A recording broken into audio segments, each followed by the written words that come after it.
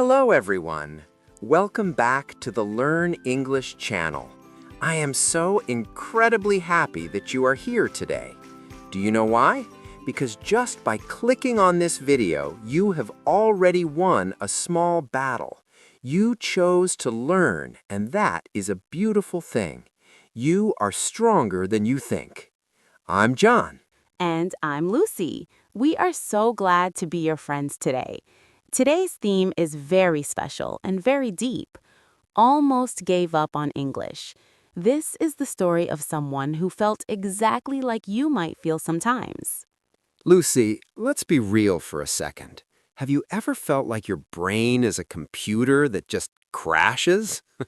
You study for months, you learn the verbs, you practice the sounds, and then you try to speak and nothing comes out. You feel like a failure. Failure means a lack of success or not reaching a goal. It's a heavy, gray feeling. Oh, John, I think every person listening right now is nodding their head. It's that feeling where you want to throw your English book out of the window and just stay in bed forever. It's a real pain. You worry that you are not smart enough or that English is just a giant mountain you can never climb. It's a huge worry, but today we're going to tell you a story that will change your mind. We're going to talk about how to turn those I can't moments into I can. This video is designed for beginners, but it's a message for the heart of every learner. Even if you don't understand every word, stay with us. Don't leave. Listening to this emotional story is like a superpower for your brain. It will accelerate your progress and help you stop translating and start feeling the language. Exactly. You don't need a perfect dictionary. You just need to stay in the conversation. So, John, let's talk about our friend. Let's call him Marcos. Marcos was a guy who really wanted to speak English to get a better job and travel. But every time he tried, he felt overwhelmed. Overwhelmed means the feeling when everything is too much and you don't know how to handle it. Poor Marcos. I think I am Marcos every time I try to fix my own car. Marcos studied every night, but he felt like he was moving like a snail. A snail is a very slow, small animal with a shell. He felt like his progress was invisible. One day, Marcos was at a meeting at work, and a person spoke to him in English. Marcos froze. He felt embarrassed. Embarrassed means feeling shy or ashamed because of something you did or because you didn't know what to do. He couldn't say a single word.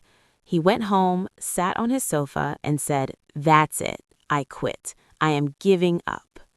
Giving up is the easiest thing to do, but it's also the saddest. Marcos stopped studying for a whole week. He hid his books under his bed. But then something interesting happened. He was watching a movie and he understood one tiny sentence. It was just, "I'll be back." Like the Terminator, that's a classic. And that small moment gave him a tiny spark of hope. Hope means the feeling that something good might happen. He thought, wait, I understood that. Maybe I'm not a total disaster. Exactly. It's all about the small wins. Marcos decided to change his strategy. He realized that persistence was more important than perfection. Persistence means the quality of continuing to do something even when it is difficult. I love that. Persistence is like a muscle. The more you use it, the stronger it gets. Marcos decided to stop studying for 5 hours a day and started studying for just 15 minutes, but every single day. He created daily habits. A habit is something you do so often that you do it without thinking, like brushing your teeth. I hope everyone here brushes their teeth. Habits are magic. Marcos started listening to podcasts like ours while he was cooking or walking. He stopped trying to be perfect. He started using filler words like well, or actually that give your brain time to think.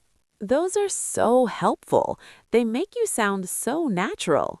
By the way, if you're finding Marcos' story inspiring and you want more motivation, please like this video and subscribe to Learn English. We want to be part of your daily habits. We really do. We want to be in your ears while you wash the dishes. So back to Marcos. 6 months later, another person spoke to him in English.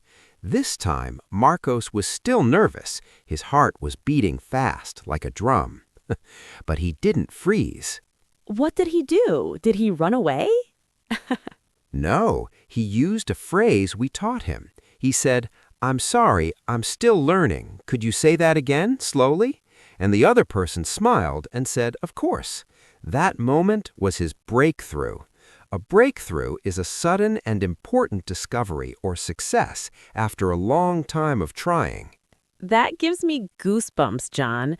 Goosebumps are those tiny bumps on your skin when you feel a strong emotion or when you were cold. It's such a powerful feeling when you finally connect with another human being in a new language. It really is. Marcos realized that the mountain wasn't too high. He just needed to take smaller steps.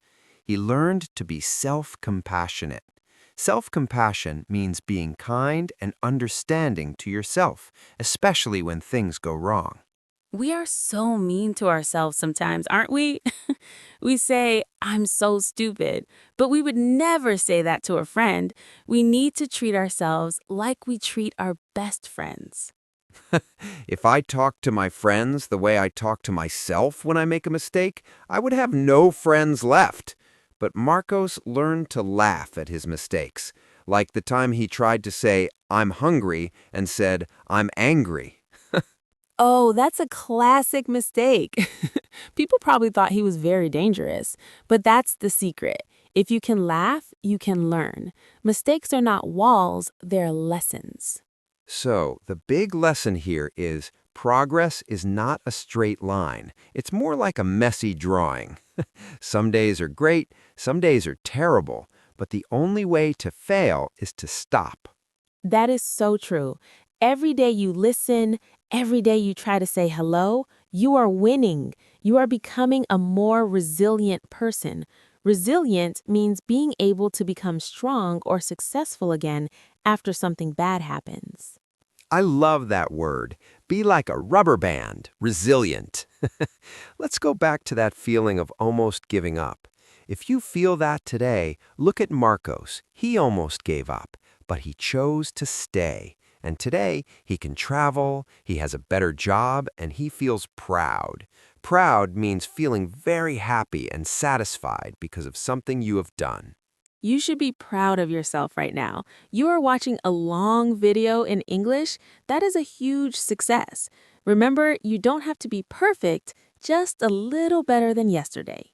Let's review some of the beautiful things we learned today to keep them in your heart. We talked about persistence and how it's better than perfection. We learned about daily habits and how small steps, like 15 minutes a day, can lead to a breakthrough.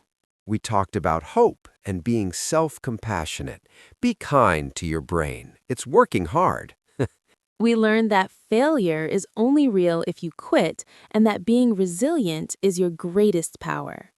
And we learned about embarrassment and how laughing at your mistakes makes you a better learner. We want to hear from you now. Have you ever felt like giving up? What made you keep going? Tell us your story in the comments. We read them all and they inspire us so much. If you want more stories and lessons to keep you motivated, subscribe to the Learn English channel.